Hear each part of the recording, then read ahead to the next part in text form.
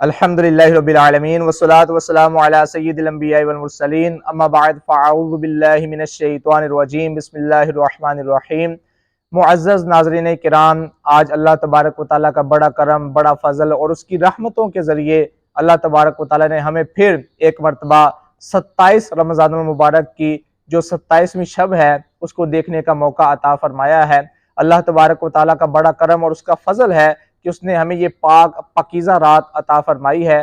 لیلۃ القدر عام طور پر اس کو کہا جاتا ہے، شب قدر کہا جاتا ہے۔ ہمارے لوگوں کو یہ پتہ نہیں ہوتا کہ اس رات کو کس طرح گزارنا ہے۔ بعض اوقات وہ لوگ پریشانی کے عالم میں لوگوں سے پوچھ رہے ہوتے ہیں کہ ہم یہ اس رات کو کس طرح گزاریں، کیا کریں، کسی مولوی صاحب کے پاس جاتے ہیں۔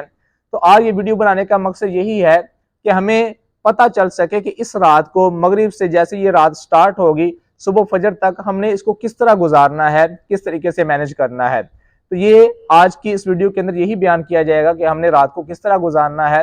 جب مغرب کی اذان ہوتی ہے، مغرب کی نماز آپ پڑھیں اور اس کے بعد 4 رکعت نماز نفل یہ شکرانے کی ادا کریں کہ یا اللہ تیرا بڑا کرم ہے، تیرا فضل ہے کہ تو نے یہ پاکیزہ رات ہمیں عطا فرمائی۔ جب 4 رکعت نماز نفل آپ ادا فرما لیں اور اس کے بعد پھر آپ اپنے رزق کے لیے دعا کریں کہ اس رات اللہ تبارک و تعالی رزق کے خزانے جو ہیں وہ کھول دیتا ہے اور بڑے لوگوں کو رزق عطا ہوتا ہے۔ اس کے بعد آپ عشاء کی نماز ادا کریں۔ عشاء کی نماز ادا کرنے کے بعد تراویح چونکہ ہوتی ہے، تراویح بھی آپ پڑھیں۔ اب تراویح کے بعد ہم نے کیا کرنا ہے، یہ بہت زیادہ جو ہے نا سمجھنے والی بات ہے۔ عام طور پر ہماری مساجد کے اندر وہ جو حفاظ اکرام ہوتے ہیں ان کی خدمت وغیرہ کا سلسلہ ہوتا ہے، اس کے بعد صلاۃ التسبیح کا سلسلہ ہوتا ہے، تو تقریباً 11-12 بج جاتے ہیں اس کے اندر۔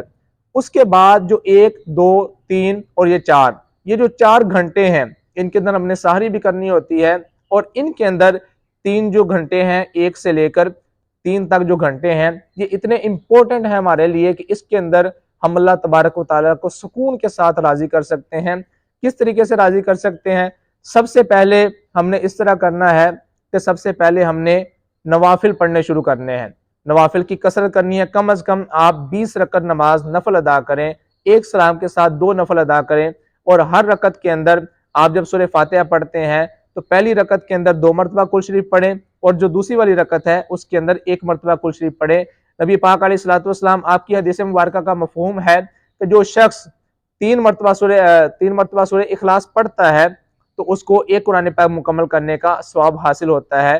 جب ہم 20 رکعتیں پڑھیں گے تو اس طرح ہمیں 10 قرآن پاک مکمل کرنے کا ثواب حاصل ہوگا۔ اس کے بعد ہم قرآن پاک کی تلاوت شروع کریں۔ جب قرآن پاک کی تلاوت شروع کریں تو کوشش کریں کہ ہم ترجمہ اور تفسیر کے ساتھ قرآن پاک کی تلاوت جو ہے اس کو ہم شروع کریں۔ عام طور پر قرآن پاک کی تلاوت کی جا رہی ہوتی ہے لیکن ہمیں پتہ نہیں چل پا رہا ہوتا کہ قرآن پاک کے مفاہیم کیا ہیں۔ تو مفاہیم کو اگر ہم سمجھنا چاہتے ہیں تو ہمارے لیے ضروری ہے کہ ہم ترجمے کے ساتھ تفسیر بھی پڑھیں اور سنیں۔